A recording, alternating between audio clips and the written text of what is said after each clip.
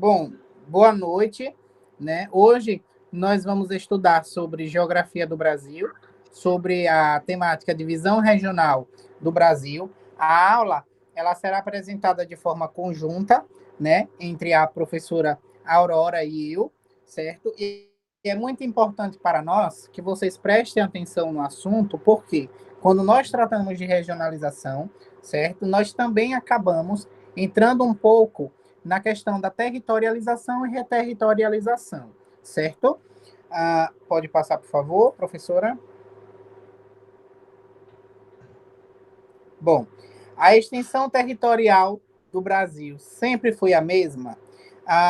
Logo quando os portugueses chegaram aqui, eles ocuparam a parte leste, né, do território brasileiro, certo? E aí dividiram esse território em capitanias, certo? Que são chamadas de capitanias hereditárias. E aí, ao passar dos anos, né, como vocês podem ver aí de forma ilustrada no GIF, né, eles foram adentrando o território brasileiro, certo?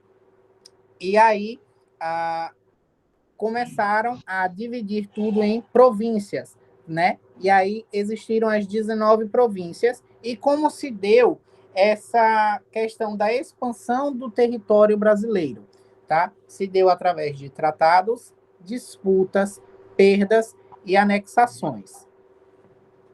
Pode passar. Então, eu vou falar um pouco sobre a formação inicial do território. Se deu a partir da chegada dos portugueses em 22 de abril de 1500, e o período colonial se deu entre 1530 e 1822. E o que é que se entende por período colonial? O período colonial ele se dá pelo período de povoamento, ou seja, principalmente na região litorânea do Brasil, onde temos o Oceano Atlântico como principal via de entrada, facilitando assim o povoamento entre toda a região.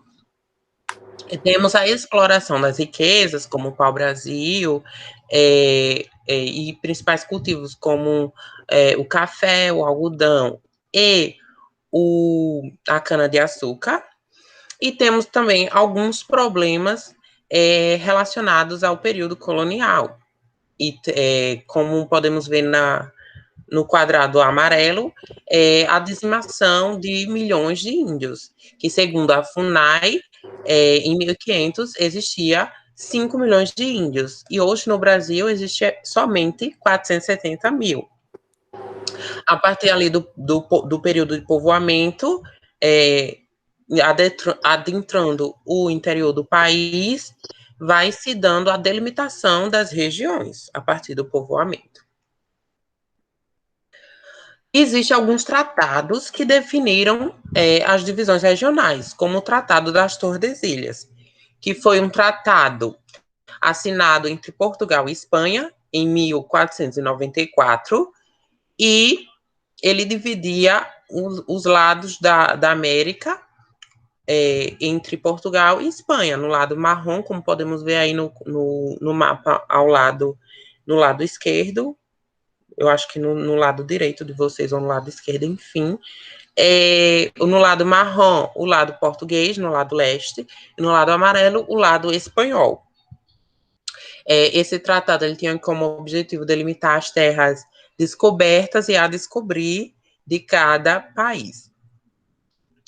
A partir do Tratado de Tordesilhas, se deu as delimitações das regiões em capitanias hereditárias, onde a coroa portuguesa ela criou essas capitanias como meio de administração do território.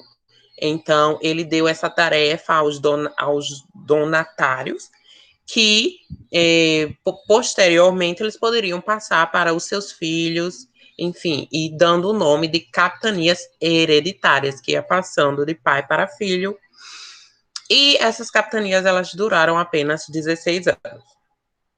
Após isso, veio o Tratado de Madrid, onde houve disputas quebrando o Tratado de Tordesilhas, ou seja, o tratado que mantinha a delimitação de territórios, ele foi quebrado, houveram disputas e teve que ser refeito um novo tratado chamado de Madrid.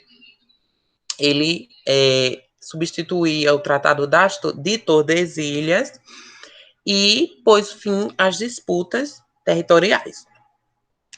Em 1801, houve o Tratado de Badajoz, que foi um tratado entre Portugal, Espanha e França. Espanha e França, elas estavam unidas nesse tratado, e ele tinha como principal objetivo trazer a paz e acabar com as disputas territoriais. Como se deu essa questão? Os países envolvidos, eles tinham que cumprir algumas regras.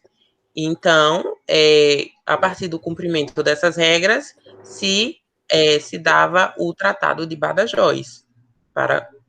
Após cumprir as regras, chegava o Tratado de Badajoz, ao Tratado de Badajoz. O Tratado de Petrópolis foi um acordo entre o Brasil e a Bolívia, né, para a compra do território do Acre. Mas antes disso, houve a Revolução Acreana, onde o Brasil enviou suas tropas de expedições para a região do Acre, como forma de explorar as seringueiras e etc. daquela região.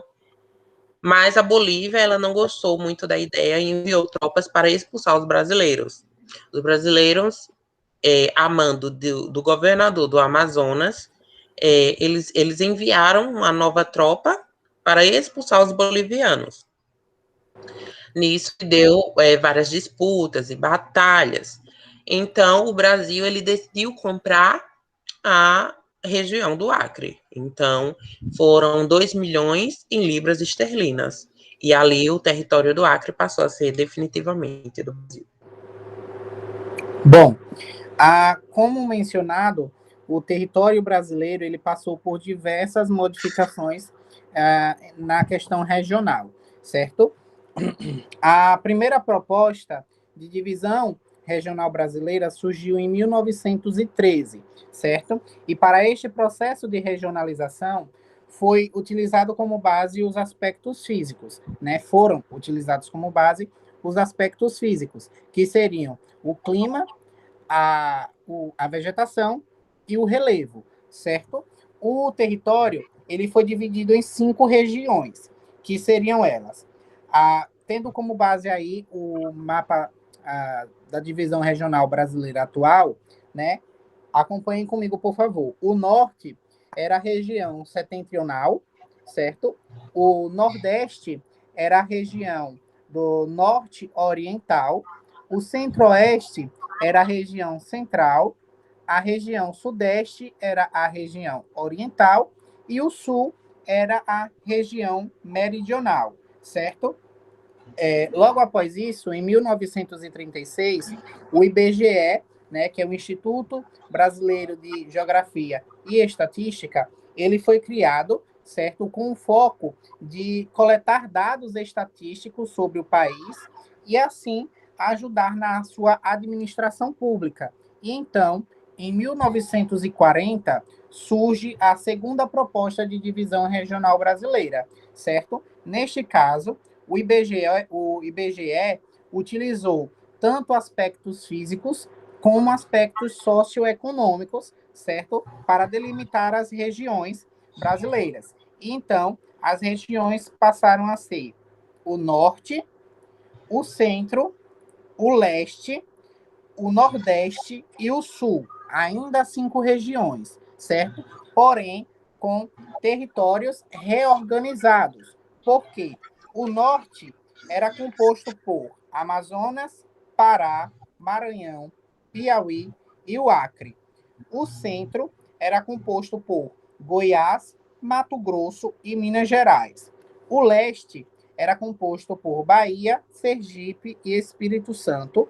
O nordeste, né, que tinha aí uma maior quantidade de territórios, era composto por Ceará, Rio Grande do Norte, Pernambuco, Paraíba e Alagoas. E o sul tinha Santa Catarina, Paraná, Rio Grande do Sul, São Paulo e Rio de Janeiro, certo? Logo após isso, perdão, em 1945, nós tivemos a terceira proposta de divisão regional, certo? E ainda levando em conta os aspectos físicos e socioeconômicos, porém, dessa vez, não dividido em 5 regiões, mas em 7 regiões no total, certo? E aí seriam elas, acompanhando mais uma vez aí pelo mapa da divisão regional, certo? O norte, ele estava com o seu leste aí dividido, certo? Então, a parte oeste continuaria se chamando norte, a parte mais ao leste recebeu o nome de Nordeste Ocidental. O Nordeste, por sua vez, foi dividido ao meio de uma forma horizontal, certo? A parte norte do Nordeste recebeu o nome de Nordeste Oriental e a parte sul do Nordeste recebeu o nome de Leste Setentrional. Descendo aí para o Sudeste, nós tivemos o Leste Meridional e o Sul continuou se chamando Sul. E o Centro-Oeste, né, que se chamava Centro, passou a se chamar, então, Centro-Oeste.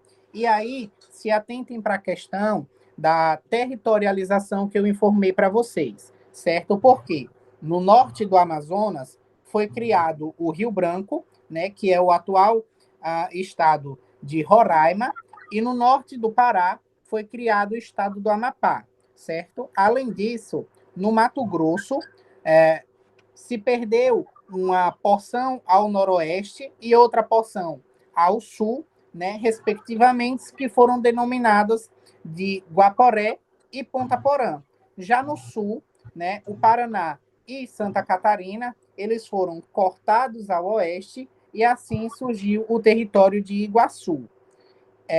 Logo após isso, em 1950, nós tivemos a quarta proposta de divisão regional brasileira, certo? E nesta regionalização, os territórios de Ponta Porã e Iguaçu, anteriormente mencionados, eles foram extintos, certo? E os estados do Maranhão e do Piauí, eles passaram a integrar a região Nordeste, certo? Em 1960, e é bastante importante frisar todas essas datas que eu estou frisando, para que vocês tenham noção de tempo, né, de como todos esses processos foram acontecendo, né, que não foram da noite para o dia. Demandou um determinado tempo, demandou uma determinada pesquisa, um determinado estudo, né? Teve que ser criado o IBGE para que tudo isso ocorresse, certo? Com essa coleta de dados que foi mencionada, certo? E aí, em 1960, Brasília ela foi criada, certo? E o Distrito Federal, que é a capital do país, ele foi transferido do Sudeste para o Centro-Oeste.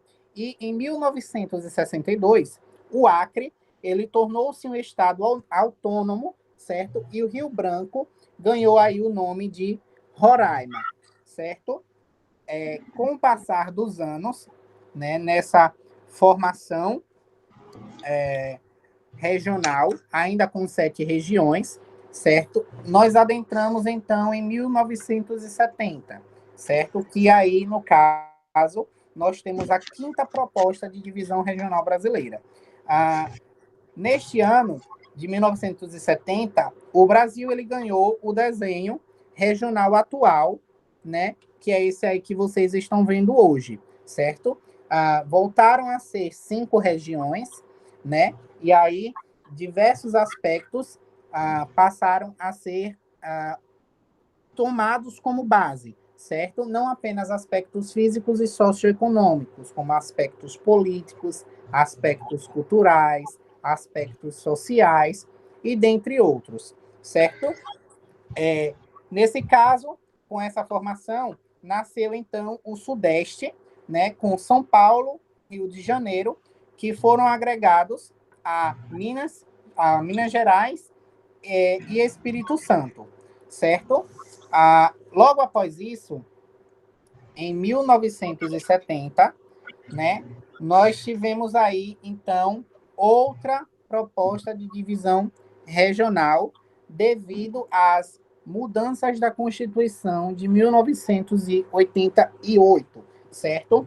Devido a essa mudança da Constituição, foram extintos alguns territórios federais, certo? E esses territórios federais, caso não se tornassem estados, passaram a ser agregados, né, como territórios pertencentes a algum estado, certo? O norte de Goiás tornou-se aí o Tocantins, né, tendo aí Palmas, né, o território de Palmas inserido, e Noronha, né, Fernando de Noronha, deixou de ser um território federal e passou a ser um território, ou passou a ser, perdão, um distrito de Pernambuco, certo? Pode passar, professora. E então, Pedro Pinchas, ele delimita o Brasil em 3 regiões geoeconômicas. Essas regiões, elas têm como base a sua formação histórica e econômica, aliada a algumas características naturais. Ele deu 3 nomes para as diferentes regiões.